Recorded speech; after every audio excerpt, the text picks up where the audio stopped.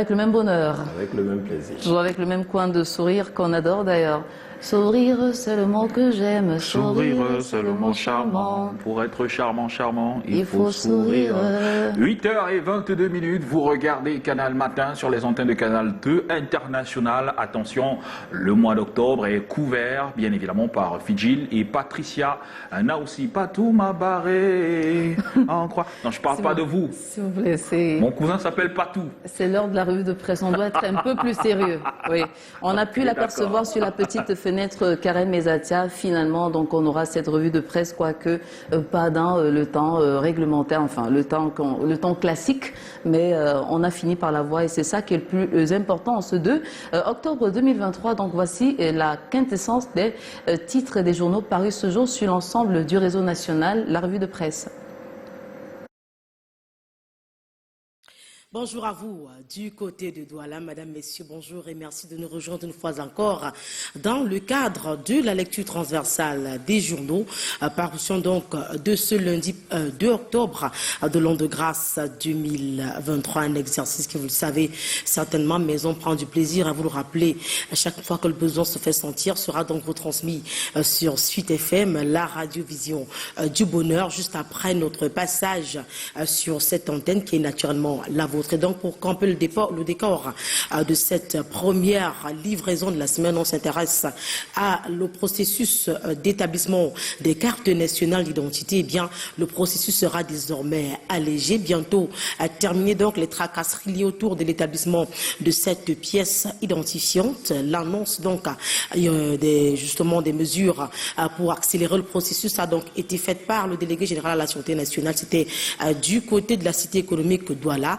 Et nos confrères du quotidien bilingue national Cameroun Tribune se penchent justement sur cette actualité ce lundi matin. C'est donc une bonne nouvelle du point de vue de nos confrères. En tout cas, ils signalent que les nouvelles sont bonnes et font savoir qu'en marche de l'inauguration du centre d'enrôlement des passeports biométriques du littoral vendredi dernier du côté de Douala, le délégué général à la Sûreté nationale Martin Bagangele a annoncé la mise sur pied dans les prochains mois d'un nouveau système qui va donc permettre la délivrance de cette pièce d'identité en 2 jours avec des centres autonomes de production du côté de Yaoundé, Douala, Garoua, excusez-moi, je suis à la gorge, et 263 nouveaux postes d'identification, en tout cas dans les articles parus de la page 4 à la page 5.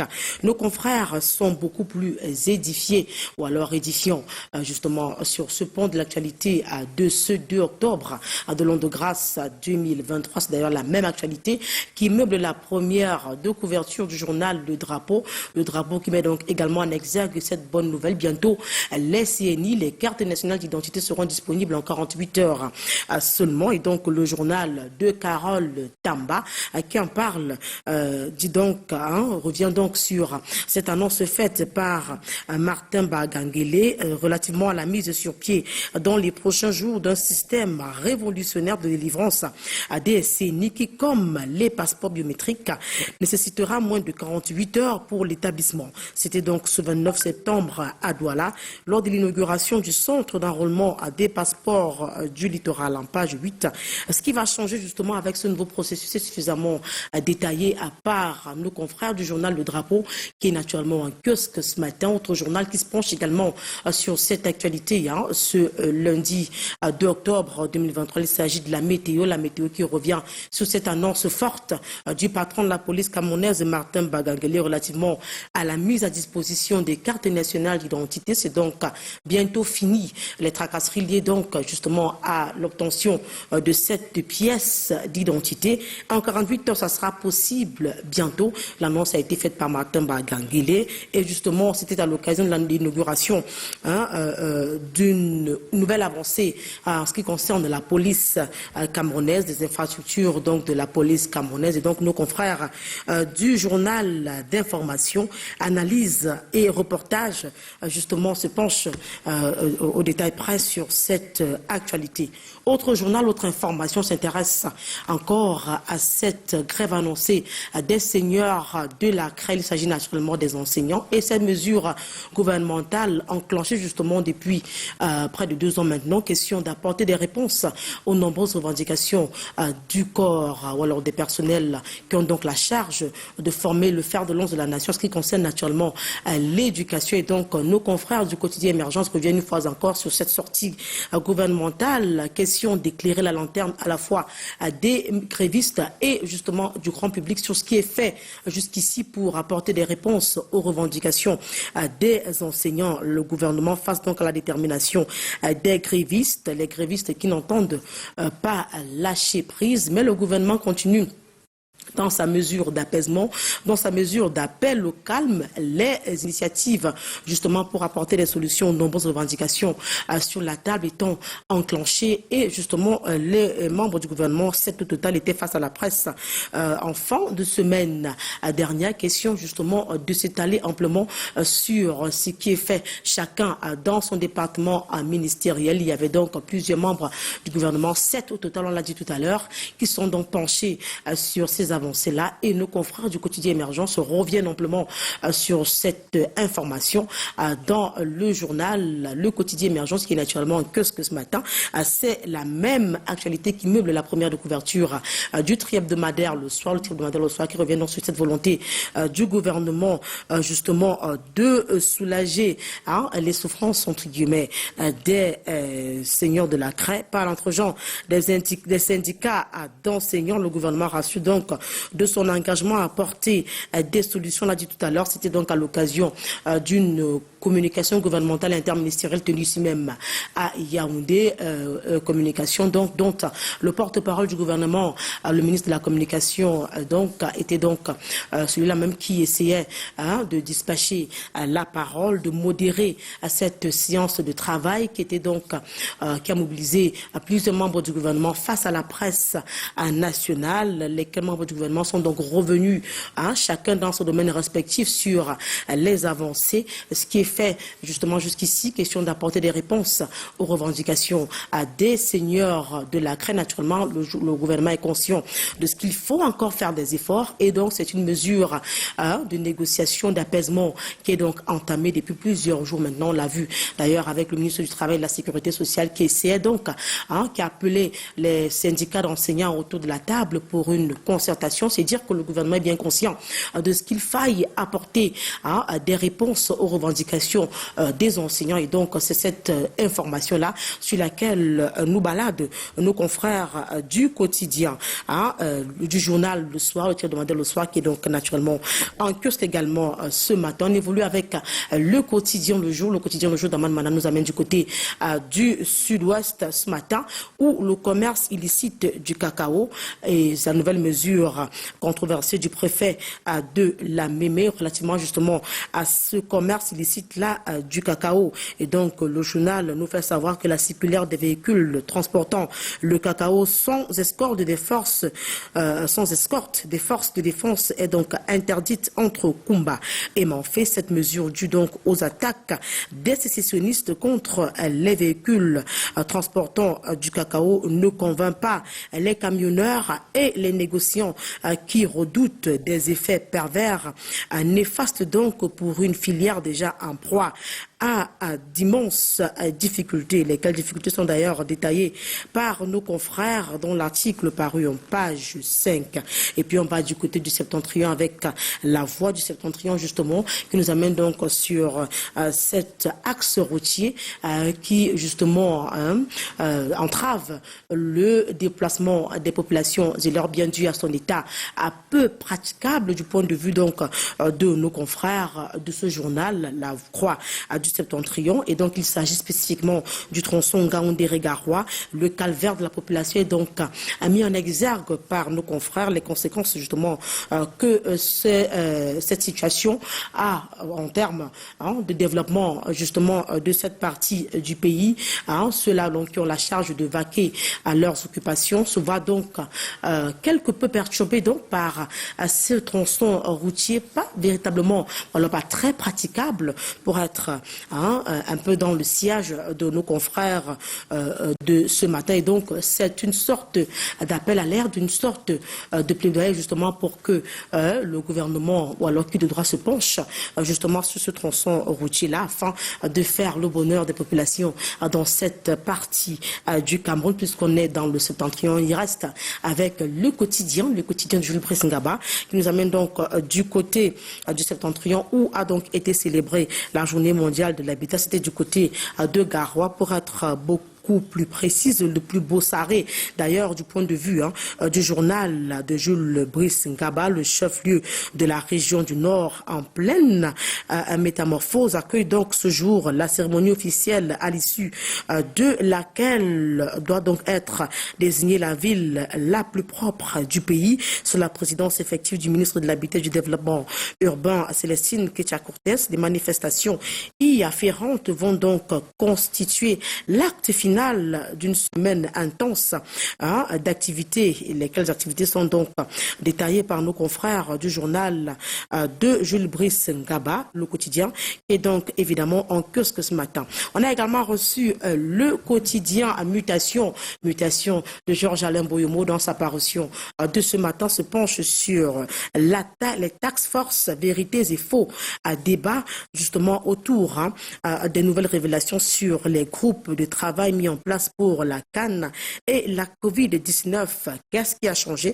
Élément de réponse à retrouver dans l'article apparu en page 9. Et puis on parle politique avec Canal Express que nous avons également reçu ce matin, fait immersion au sein du Social Democratic Front,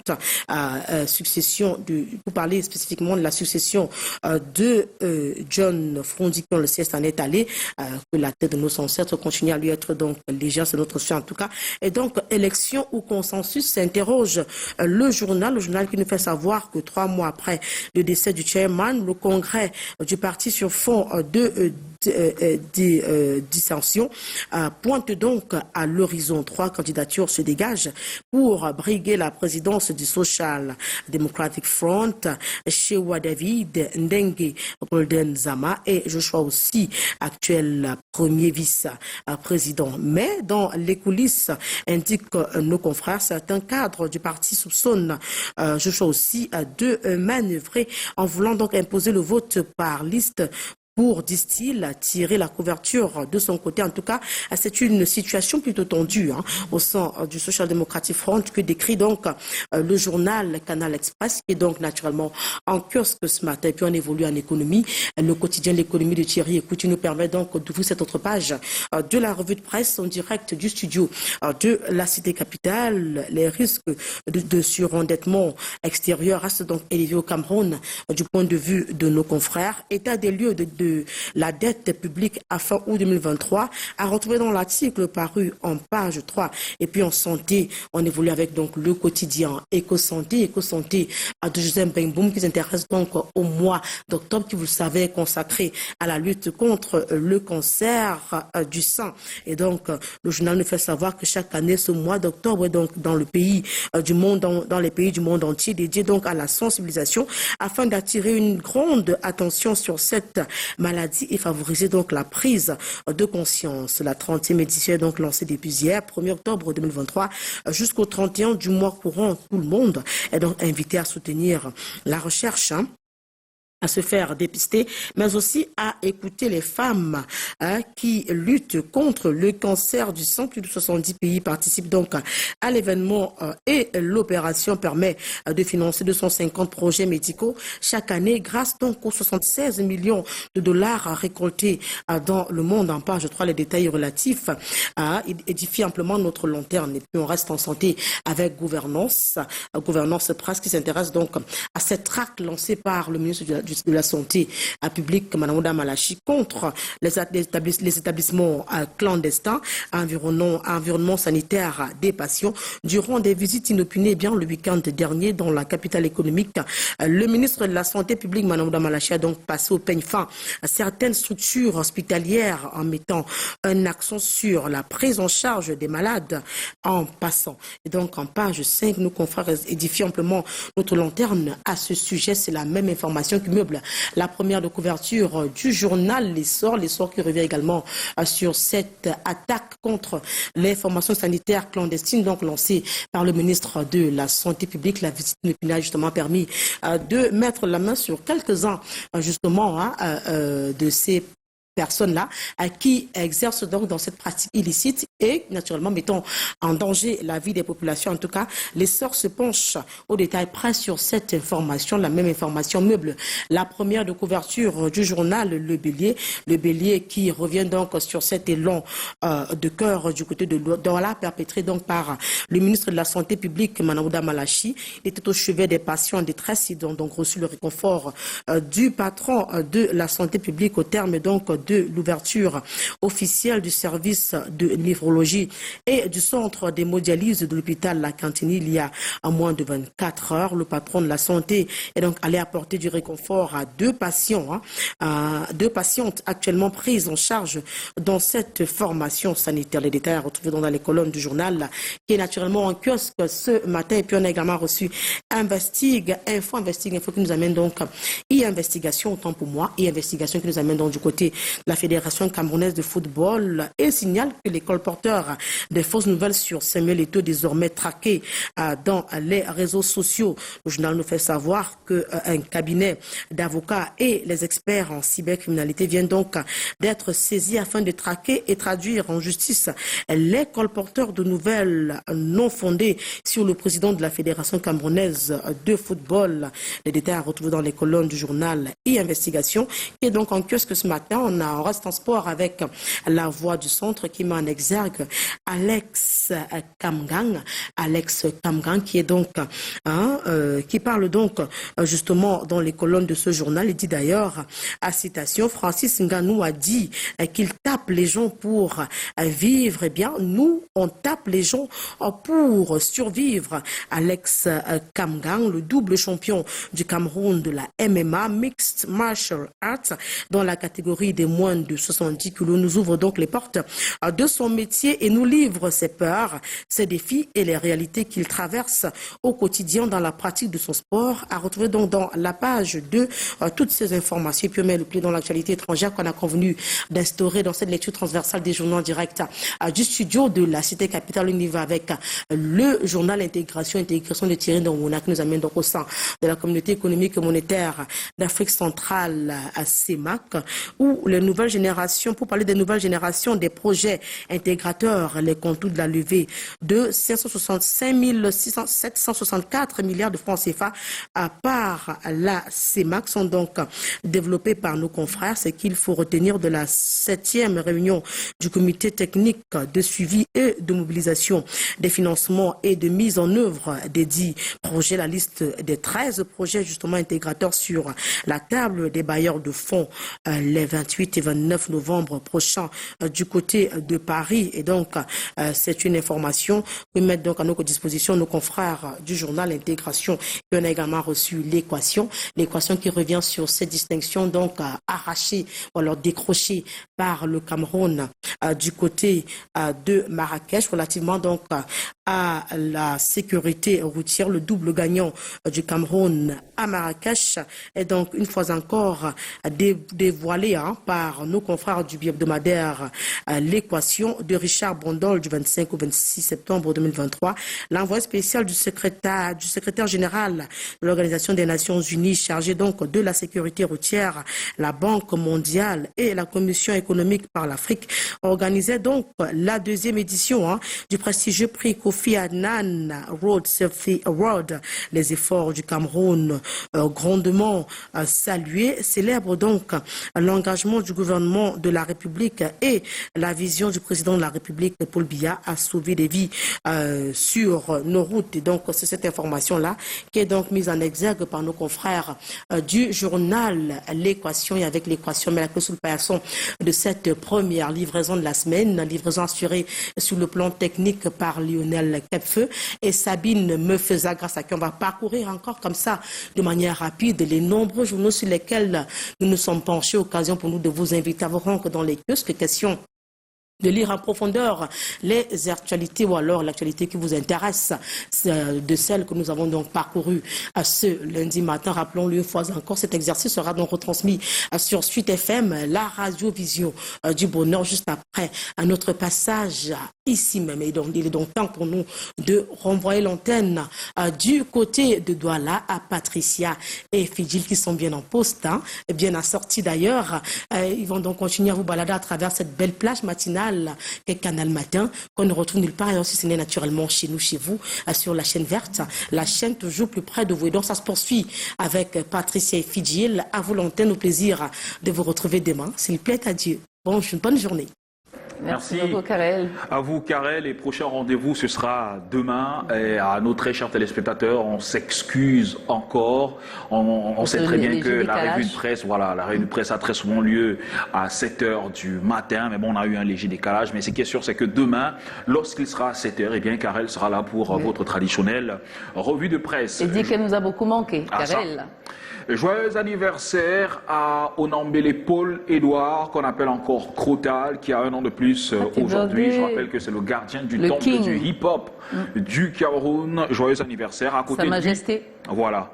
À côté de lui, nous avons Idrissou Arabo, qui lui est donc le rédacteur en chef de Culture Ébène, ce magazine finalement virtuel qui relaie pas mal d'informations culturelles sur Internet. Joyeux anniversaire Idrissou. Et il y a bien des choses. Happy birthday to you. Happy birthday to you. Happy birthday to you, Crotal Idrissou. Happy birthday to you. And many blessings. Super. Alors, nous parlons de culture, mesdames et messieurs, avec Joe Matrix dans pratiquement quelques minutes. Le temps de planter le décor, on le reçoit juste derrière. À tout de suite.